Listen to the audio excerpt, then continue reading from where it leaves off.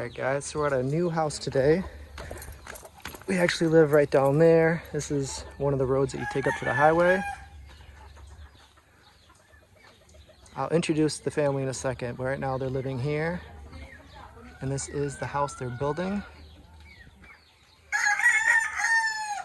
And they did have to stop building right now because Willie's partner had a stroke.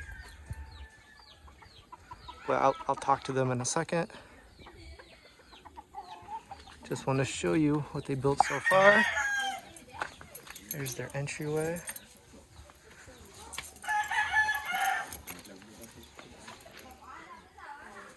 So they do have a CR.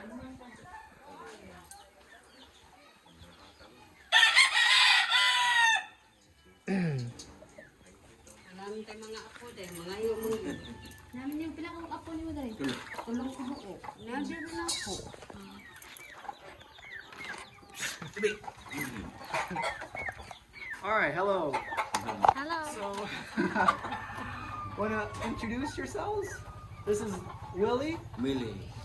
and Terry. Terry. Meant to Willie be. and Terry. NZY. Willie, Terry. How did you meet? Ginsa niyo pagka ila, di naman nagkaila. Dili naman today. Dili. Dili naman ni. Nga ikaw, di ba kayo sa Manila man mo ning puyo? Pero Manila.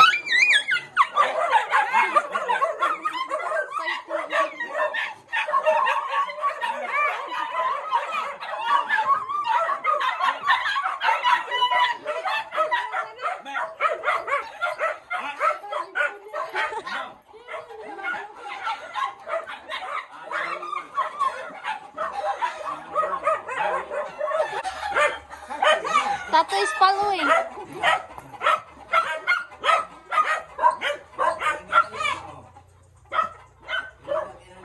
Lock him inside. All right. Hi. So how did you two meet? Di na mo nagkaila. Dito lang. Dili Dire. na. Taga dili naman po ni siya. Here. Taga dili sagko. Okay. Here. They're both living here. Both living here, Yeah. and then they just met randomly. Yeah. All right, cool. Di may sabaw. We have a joke when you know married just neighbor or same place, we call it dili mayabong sabaw. Means the soup will not spill. Ah, okay. The soup. Dili bala na to nako dire ko niya hasin dito. Ana ba to? Toong. Oh, okay. Eh dili ra mi nagkita nga Yeah, kita. magkita ara ba? Yeah. Ulitaw, nadaga ko, ulitaw siya, nagkita, nag-asawa na. They see each other, then they fell in love. Then they get married. That's a good story. Yeah. So we're sitting in their home right now, and I kind of said it before, but unfortunately, they did have to stop. You had a stroke. Na-stroke mga later, no? Yeah. How are you doing now? Kumusta naman kakaron sukad Ayos pagka-stroke? naman, pero kinila ako mata, kini mata na ko. Kanabang ana ba, mo kuwap, mo kakita, mo kuwap, ana ba? So Balik naman after she's she is doing good now. She's recovering from the stroke, but just her eyes is blurry. Yeah. It's different from before. And I noticed that you kind of need assistance for walking as well. Nya agakon ganitay Willie ko no para Gana karong gade, o sahay.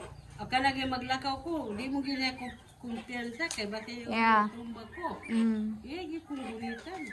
yeah, she needs assistance when walking. So when that happened, a lot of your savings for the house kind of went towards the stroke instead of your house.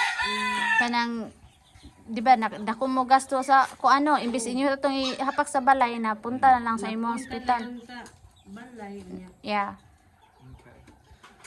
And a little background, Willie, for work, you're a tricycle driver, correct? And we actually met him a while ago. This is, man, maybe 2 years ago. Do you remember when we had like a questionnaire? We went around asking tricycle drivers just random questions and then giving them rice. Yeah. Even if they got it wrong or right, we Kinomdom give ka them to? rice. Nga to hugas na question and answer portion. Saya nga to, doon sa Lagaw. Mm. I would. Ah, I remember the question. I go, what is the national animal of the Philippines? Do you remember what the answer is? Kasi answer na ato katong kasi kitubag nimo national anthem. Oh, national anthem, national National animal of the animal of the Philippines.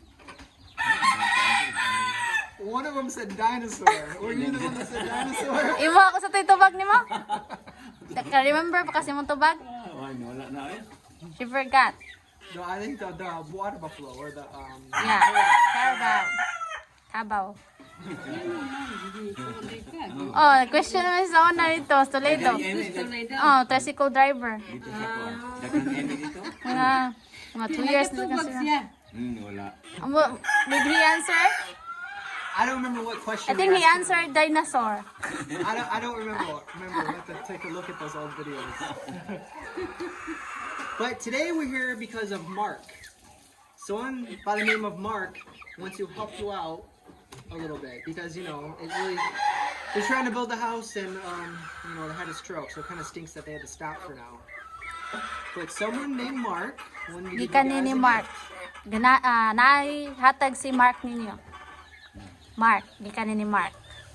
Gift. A gift from Mark.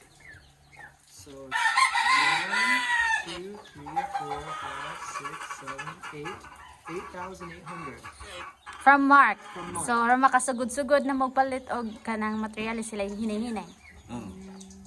Sila, sa tapos-tapos.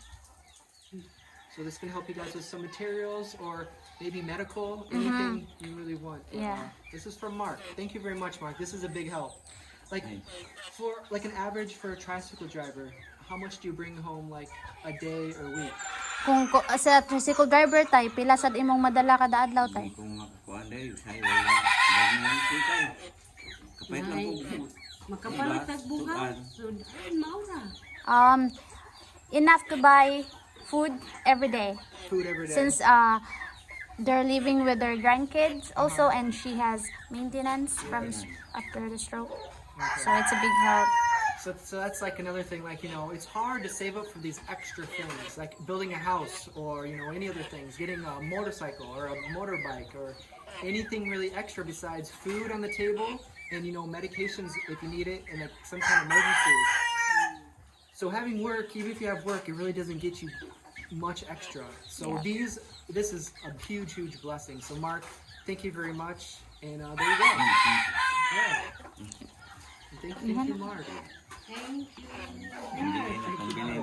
Pambili ng Thank you, Mark. Mark, ganahan. Salamat. Pag sa minto. Yeah, sinihinay lang sa pwede sa kuan ninyo kuan. Tambal or ano. Tambal.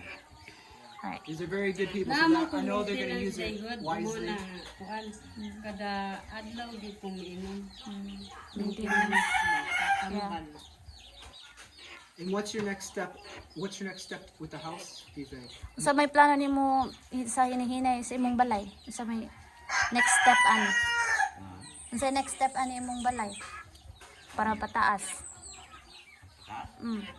Patasan. Ay kanang ni ba? Hollow block. So this will be out of cement. Okay. And building a house is not cheap as well. So Yeah.